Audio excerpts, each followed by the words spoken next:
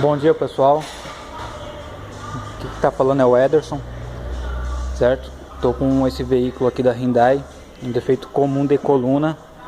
A coluna dele, como todos já sabem, é elétrica, certo? Ele dá uma certa folga e um barulho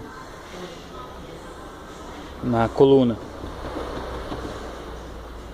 É um barulho comum, é um defeito comum desse carro já.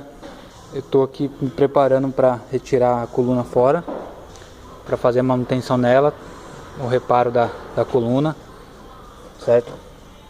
Aí fica aí, no próximo vídeo eu vou estar mostrando como é que faz a manutenção interna na coluna, certo? Já estou desmontando, como vocês estão vendo, a coluna é essa peça aqui, o motor dela. Aí no próximo vídeo eu vou estar mostrando como é que faz para fazer a manutenção nela.